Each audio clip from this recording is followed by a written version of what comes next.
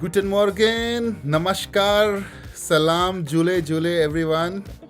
Here's Anton and myself starting the new episode today, and I hope that we will come out with something interesting. So let's get rolling. So, Webov, what do you think? Is there a typical Indian tourist? Like, can you stereotype some kind of tourist? Yeah, I don't mean any offense, but to anybody, everybody has a way of and style of traveling. But if just for the sake of fun, a typical Indian tourist will be one who will be traveling for Europe for 7 days on some package on a some group and will be covering 8 countries at the bare minimum in 7 days and say, "Oh, I have been to France. I have been to Netherlands. I have been to Belgium. I have been to Prague. I have been to Germany. I have been everywhere." And I will ask, "So, oh, you spend a long time over there?" Yeah, a lot of time. I said, "How much?" He said, 7 days, man. It's all together. Oh my God. And the tour organizer was so great. I said, "So what did you do? Did you go to Le Louvre? Did you go to the Paris of Versailles? Did you go to Champs-Chapelle? Did you go to, Eiffel Tower?" Yes, yes, I went in the Eiffel Tower. I took a picture. Yes, yes, of course. And then I went to the Eiffel Tower in the morning. And then in the evening, I went to Brussels. I was in the square of the King Square of the Brussels. It was so nice. And then after that, in the evening, I went to Amsterdam. So, so yes, I did quite a lot. I said, "Oh, okay, so 3 countries in a day." Of course, man. I mean, it's amazing. That it was so well organized. I said, "So, did you get to know about the Dutch people? Did you get to know about the Belgian chocolates and the Belgian beers? Did you experience the French wine and cheese?" Ah, who cares about them? I was looking for an Indian restaurant. And you know what? Those Indians over there, they're charging too much, man. The food is shitty and they're charging too much at times. But we did find one good Indian restaurant eventually after like, visiting 10. But I said, "You went to Indian restaurants in Europe. Don't you want to experience some local food?" Ah, no, no, no, no. Um, I don't like their food much. Yeah, it's fine. Once in a while. Yes, I took a selfie with the wine, by the way. So I did enjoy the French wine.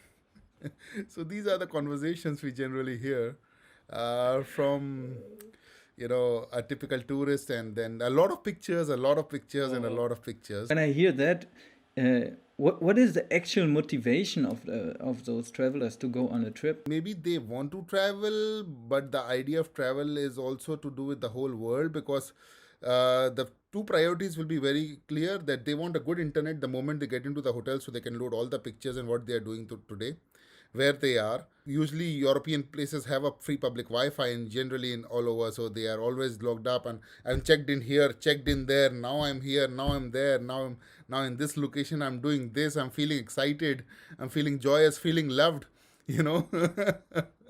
so, so yeah, it's a barrage of social media bursts. I'm here. Okay. I'm there. I'm doing this. I'm doing that. So it has to do a lot with self-esteem. Yes, a lot of social recognition. They just get to see the touristy places and just get to meet another tourist and not the real local people or the local culture. That could happen with two of us as well if we just decide to go to a place for 3 days and we say, "Okay, we're going to see the major attractions of the city." So, in the major touristy attractions of the city, it's a very less possibility that we are going to interact with local people. Probably get to know more about the local people. And the thing is that, it's also because it's organized by a tour operator. The operator is assembled in a way that at this time we will be here.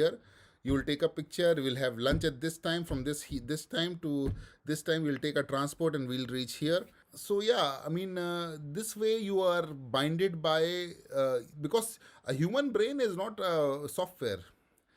You might appreciate something, you might not appreciate and the other thing, and somebody else might be appreciating something, but then you are made to behave like a software. So I don't know. I mean, if you want to create memories and emotions, is that a right way, or even a tour operator should operate in a way with flexibility as well, that okay, you enjoy this, but it's not commercially viable then for them and for the tourist as well. I hope, yeah, if it's a good tour operator, even though everything is planned, everything is organized, you still can take genuine experiences from this trip. Yeah, a lot of effort should go on identifying whom are you traveling with, what is your age group, what are your preferences. from the tour operator's point of view as well, so that you probably there is a lonely traveler who might get a very good company or might get to meet very Exactly. interesting people. So that's another advantage of it. That's how tourism industry and tour operators should realign themselves, and that's where even our angle of German Safari comes into picture, where we try to give you customized experiences, and also take care of the budget at the same time, like how we can minimize your budget and still give you a customizable, memorable experience of lifetime. Those tourists, probably they are some entrepreneurs or they working in software or something like this. They are also bold and they are able to take some risk in their life. Why they prefer to have this standardized trip? I think it's also to do with the lack of time and lack of passion to plan your trip at some times. So there are certain set of people in these industries as well who are very passionate to travel, and they will plan their travel. I used to be part of the software industry. I planned my travel. I was passionate about it, and I was really looking forward to that at one point of time. I also used the tour operator, but then I told the tour operator that I'm going to plan everything and I'm going to just tell you to book on my behalf for the smoothness of it, but I'm going to tell you what I want exactly. So, and then I realized that there's no need of a tour operator eventually. With my subsequent travels all over the years, I said, no, I don't really need. With the emergence of Airbnbs, hotels, small hotels and all that, I think it's also about, if you're passionate, then you learn and you mature with your experiences. If you compare like how much time you put in the preparation of your trip, and then also you have all your connections internationally, and they also put time into your trips. So you have to have this network, you have to have this passion, so it doesn't feel like work doing this stuff. I always want to encourage people to, when you travel, go and meet interesting people, go and make friends. Friends of lifetime. You might get friends of lifetime. They are very, very nice people. The world is full of amazing people. The world is full of interesting people, Don't have stereotypes. I would say just open your mind. Go with an open mind. Don't judge a person on the basis of color of the skin, on the basis of religion, on the basis of any identity. Don't stereotype a person. Just go and open. You might have a different view about something, but in totality, that person might be end up becoming the best friend of your life. So that counts also for all the tourists we were just stereotyping. Probably they're very interesting persons, and and probably they will also be much better traveling with us one day.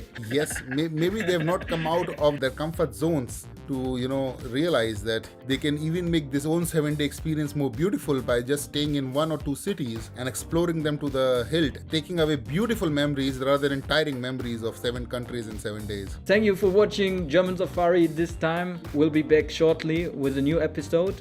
I like Hindi. Just say dhanyavad. Dhanyavad. Shukriya. Shukriya. Dhanyavad. Shukriya. Danke well. Dankeschön. And fir milenge. Let's meet again. Für Millinge. Yeah.